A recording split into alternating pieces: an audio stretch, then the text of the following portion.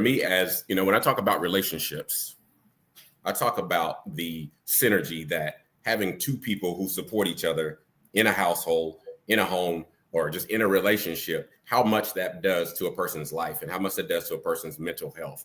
And when April was saying that we need to build each other up, like that is a true thing. Like men aren't asking for sympathy, right? We're not asking to do something that we don't want to do ourselves. Like every man wants to have a loving relationship. Every man wants to be built up. Every man wants to be validated. Every man wants to be loved, just like every woman wants to. But somehow, some way along the lines, for women, and again, this is not a bash fest. Like we want to support and get to the root of why we do this. But along the lines, some women have been just told that they can, independence is the way to go. Like So just like Manford said he disagreed. Welfare didn't take black men out of the home. Some black women bought into white feminism, which I don't know. But to your point, April, actually, I did, I do my Black History spotlights, right? And I just want to just highlight, just to piggyback off of what you said, because I think it's important. I'm going to show y'all a video that I did about that very thing that April talks about. Watch this.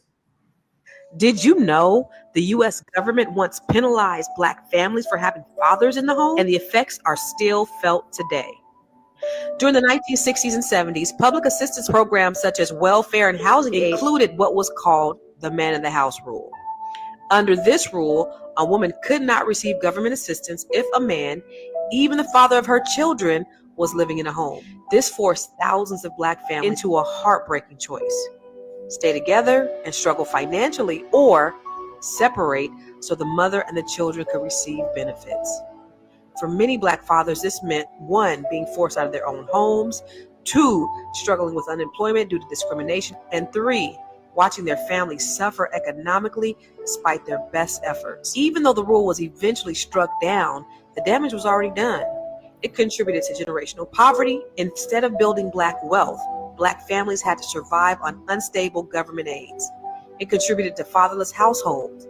This policy incentivized single-parent homes, leading to a rise in a father absence. And then 3, mass incarceration. As economic opportunities shrank for black men, many were funneled into the prison system. How does it still affect us today? Well, black families still face economic disadvantages due to lost generational wealth. The stereotype of the absent black father was largely created by policies like this, not by choice. In reality, black fathers are among the most involved parents when present. Government policies still shape black wealth and family structures, making it critical to understand history and advocate for our economic empowerment. Well, what's the solution? We got to build our own economic power. We got to practice collective economics, invest in circulating our dollars within the community. We got to have more financial literacy, teaching wealth building strategies and dependency. And we need to have real estate ownership to secure land and assets for our future generations. We must reclaim our financial independence and rewrite our family legacy. The past does not define us, but understanding it helps us shape a better future. Now stay woke, wealthy, outstanding, knowledgeable, and empowered, and let's continue to build. Now drop a black fist in the comments and share with others who need to know this Black history.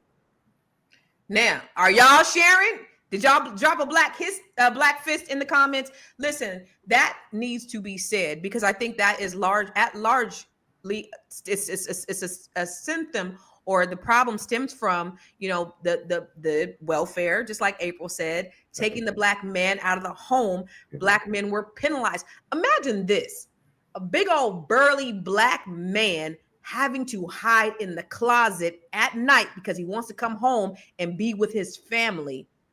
And investigator coming and shining a light on this black man hiding in his own home because he had to choose, well, these people, these racist ass white motherfuckers ain't giving me no job, so I can't go to work